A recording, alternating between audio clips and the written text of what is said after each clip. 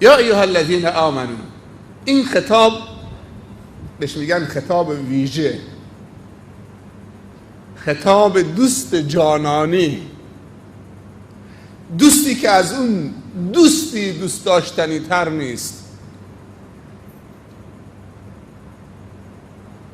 این خطاب ویژه در قرآن چیز حدود 64 بار صادر شده از خداوند، از دوست به دوست.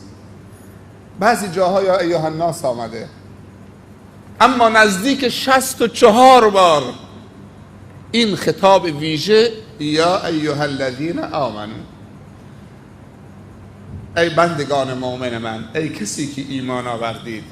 حضرت عبدالله بن مسعود رضی الله عنه اولین جوانی که با قرآن فریاد زد در جمع مشرکین بعد از رسول الله صلی الله علیه وسلم، این جوان عبدالله بن مسعود، یکی از حفاظ، یکی از فقها، یکی از قرا.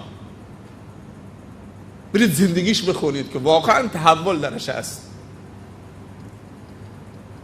من لب مطلب زندگیش اینه که رسول الله صلی الله علیه وسلم با ابوبکر صدیق رضی الله عنه در اطراف مکه میچرخیدند، دیدن که یک جوانی با گله‌ای در شعاب کوه‌ها، دامنه کوه‌ها داره حرکت میکنه. رفتن به طرفش، تشنه بودن، گفتن یکی از این بزهای شیری تو نمیدید تشنگی و آتشمون رو برطرف بکنیم؟ به این جوان گفتن. این جوان برگشت گفت که اینی مؤتمن، من امانت دارم. هنوز مسلمان نشده بودا. اینی مؤتمن. اینا 2 نفر بودن، قدرتش هم داشتن که جوانو سر مچش بگیرن، ادبش کنن، بزه رو بگیرن. رسول الله صلی الله علیه وسلم خیلی خوشش آمد از این امانت داری این جوان. یه جمله بهش هدیه داد در قالب دعا، گفت انک غلام معلم، تو جوان آگاهی هستید، تو جوان آگاهی هستید، آموزش دیده هستید، ملهمید. اولین کسی که با قرآن فریاد زد و رسول الله صلی الله علیه وسلم بهش گفت که مواظب باش خونینت میکنن، ولی این خونگرمی جوانی وقتی که با ایمان آمیخته میشه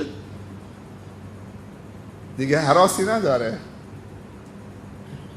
ما کنار دریا هستیم، باور کنید جوانای ما سیلی میخورن به خاطر یه تاق پارچه، سیلی میخورن، فوش میخورن، نیروی انتظامی، بگیر بزن، تیر میخورن، خاطر دین خدا. اون گفت اینی مؤتمن، چقدر خوشش آمد، من امانت دارم. خودتون میدونید، میخوای به زور بگیرید؟ انک غلام معلم. به برکت همین دعا عبدالله بن مسعود یک از فقهای صحابه شد و یک از حفاظ شد و یک از مفسرین شد و صاحب مذهب. کاملتر بگم، روزی رسول الله صلی الله علیه وسلم رفت پیش عبدالله بن مسعود، گفت که تو بشنو گوش بده تا من قرائت بکنم، قرآن رو پیش تلاوت کنم. عبدالله بن مسعود جا خورد، گفت یا رسول الله صلی الله علیه وسلم، میخوای من گوش بدم؟ قرآن بر تو نازل شده. گریه کرد. لیاقت کاری نداره به پول.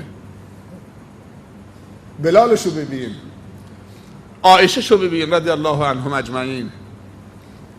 وقتی که مسجد پیامبر صلی الله علیه وسلم کامل شد در مدینه و کلمات اذان و خواب دیدن صحابه، این طرف نگاه کردن. یک دفعه رسول الله به بلال گفت بلال تو برو اذان بگو، اولین اذان در اسلام، تو برو. نگاه این طرف، من یا رسول الله؟ بله تو ان اکرمکم عند الله اتقاکم. نگاه به رنگش نکرد، نگاه به جیبش نکرد، نگاه به نسبش نکرد. بله تو برو. تو صدات قوی تره، تو قدت بلندتره، صوت قوی داری، تو احد میزدی روز سنگ ها، یک زمانی توی یک 7/8 اسلام بودی، یک دهم اسلام بودی. همین عبدالله ابن مسعود یه روز یک هفتم اسلام بود. عبدالله ابن مسعود رضی الله عنه میفرمایند وقتی که خداوند در قرآن کریم میگه یا ایها الذین آمنو، با این خطاب با تمام وجودت گوش بده. یا خیری است که تو رو راهنمایی میکنه خداوند، یا شر نیست که تو رو برحذر میداره.